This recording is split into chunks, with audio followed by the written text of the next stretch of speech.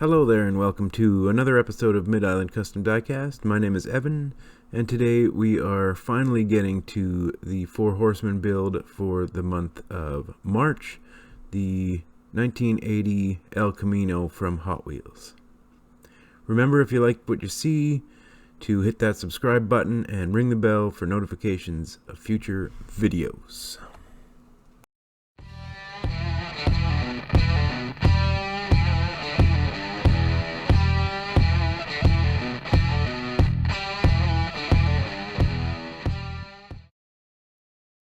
So here it is on the roundabout. It's the Hot Wheels Art Cars 80 El Camino in red with obnoxious multicolored geometric tampos and a bright baby blue base with purple and yellow wheels and a yellow interior with a pink windshield. Yeah. Safe to say we're going to change this. The Four Horsemen challenge for the month of March was to make it a shiny paint job. So that's what we're going to do. Be sure to stick around rather to the end of the video, and we'll be doing a special giveaway as I just hit 500 subscribers yesterday. So we'll be giving away a car at the end. Yeah, let's get this car taken apart. So we're taking a look at the bottom of the car. We got the two rivet posts, and we're just going to drill those out. First we'll drill a little pilot hole through the center of the rivet, just down a little bit so that we can get the bigger drill bit in there and take that little mushroom head off. Once that's done, we can use the handy dandy little mini screwdriver here. This is its one and only function, is to pop cars open, and it works pretty well as long as you're not worried about damaging the wheels, which in this case we are not. There's the two posts we got to drill out, and the pink windshield I'm disgusted by. The interior, not so bad. We'll change the color on that though, no big deal. Pop out the steering wheel and replace that. These wheels are absolutely no use to me whatsoever, so aside they go. Sometimes what I do is take these Scotch-Brite pads and just scuff the paint off. This just, I have this paint stripper that works pretty well on pretty much everything, given enough time. But I do like to scuff the paint on most of the new castings I have, just to give it a little head start when it's heavy tampos like this.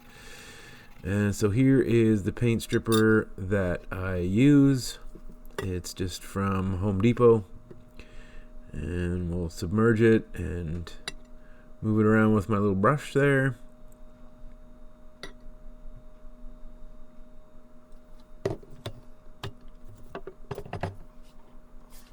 And here, this one actually might have been 15 minutes in the old glass dish there, and it came off pretty good. Alright, let's move on and check out the casting. So here it is out of the paint stripper. You can see some of the red paint in the little crevices and body panels. I never do a great job of the inside, but we'll get all that off with the wire wheel on my, I believe it's called a hanging grinder, but anyway, it's really just a rotary tool with an actual Dremel bit in there. I find that works the best when there's lots of paint left. And yeah, so we'll show you a little bit here. This is the hood and the roof of the car. That's how we've got it to come out, which is not bad. Then I took some files and got rid of the casting lines. You can see some of the file marks there. So we'll take some sandpaper, and just in general, because we wanted to polish the casting, to use Spectraflame on this. First ever attempt at Spectraflame. We're going to sand with a bunch of different sandpapers, which I did probably over the course of between the sanding and the flitz polishing, 2 days and probably 4 or 5 hours. I really went to town on this thing. As far as the flitz goes, did a great job. Most of the car polished up real nice. And you can see here me doing that, polishing with the felt wheel. This is obviously sped up, but started off at a bit of a lower speed and then speeded up a bit. You can see the roof and the hood and the driver's side came out nice. Even the back came out pretty nice.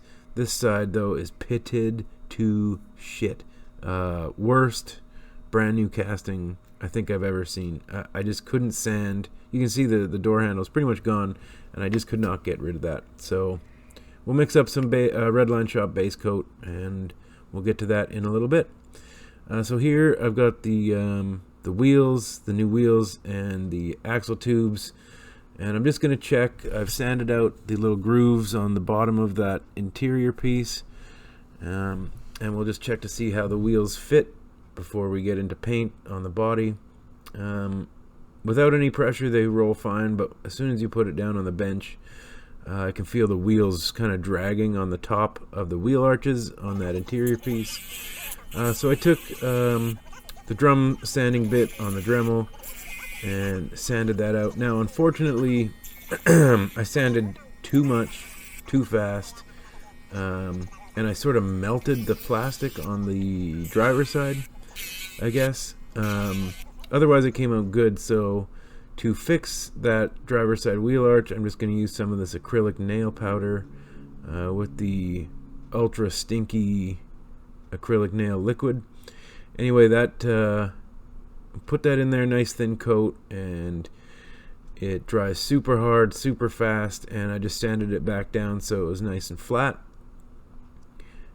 And then we can move on to the paint booth.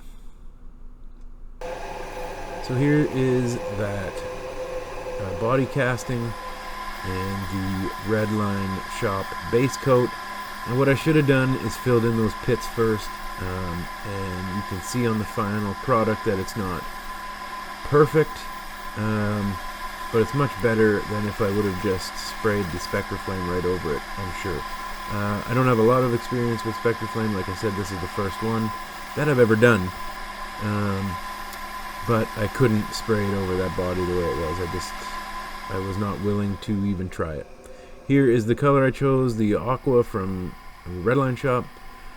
And sorry for the poor video angle, but this is the first coat, which as you'll hear from a bunch of guys who do this a lot with the Spectre Flame, it's just a mist coat. And we'll set that aside for a few minutes and put a couple more coats on until we're happy with the color, which I will show you later. Here's the interior. You can see I swapped out the steering wheel for one that looks like a real steering wheel, and we're just going to go over it with the Chaos Black. It's a $22 spray can of black paint, so I'm just trying to use it wherever I can, really, because I paid a lot for it. So, and I really like the color. It's a nice sort of satin black, works as a primer, and really just a great can of paint. I'm glad I bought it. Here's the base. I've got the music wire and the axle tubes just to hold it there and prevent paint from getting in there while I spray this. Then once the body was, the body color was all dried up, I just taped off so I could spray in the box area there, because of course that section should be black, as well as the section from the interior with the wheel arches. So we give that a couple of quick sprays, and now we remove the paint.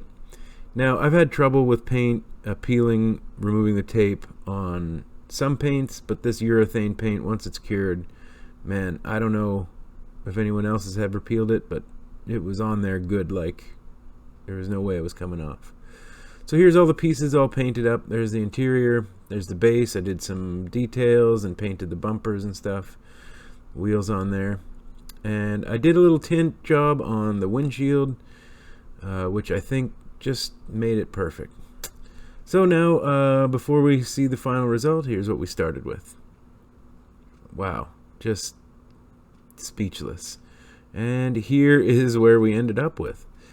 So you can see, I think it came out pretty shiny. I did not clear coat it because I finished this last week. It was already a week overdue for the invitational thing that the Four Horsemen do. And I think it's pretty shiny anyway. I really like the black in the base, or in the box. I think the front bumper, back bumper, all the details came out real nice. And I really, really dig that tint on the pink window unit. It's not as good as a clear or regular tinted windshield, but it's much better than bright pink. So anyway, we're going to move on to a little giveaway for me reaching 500 subs. So stick around if you're into that. Hey guys, welcome back to the giveaway portion of the video. Oh, as I get the camera straightened out. So as some of you may have heard, or I may have told, been a rough couple of weeks, really a rough few years for me. 3 years ago, my wife passed away suddenly, and 2 weeks ago, my mom passed also really quite suddenly. Went to the hospital on a Sunday, and by Tuesday night she was gone. So that's all I'm going to say about that. What I do want to say is that all of the support that this community has given me, and over the past year with COVID and everything else, just raising a daughter by myself, now losing my mom, who has helped me quite a bit with that. This community and this hobby has really been just the brightest light. Obviously, I love my daughter and I love spending time with her, but it's really nice to get away to the shop and just play with these little toy cars. So having said that, to thank everyone for their support and all the kind words and comments and everything. We're going to give this Chevelle away. If you want to check out the video, I will link to it here, and you can check out the build for this one. Anyway, we'll get on with the giveaway. This is going to be pretty straightforward, as with the last giveaway, the Porsche I did. Just leave a comment below.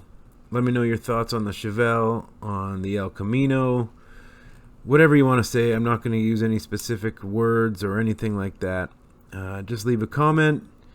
Let me know where you're watching from. I know Andrew from Maple Leaf Matchbox Makeovers, he likes doing that, and I really want to know where all my viewers are from as well. So just leave a comment, whatever you like, and we'll leave it up for a couple of days, and on the weekend I will do the draw and put that video up as well. So again, just I want to thank everybody for coming along for this ride with me since I think I started July last year, and on the YouTube anyway, and it's really been great. And I may not be able to do as many videos as I did for the past few months, but I'll still be around, and looking forward to seeing you guys on the next one.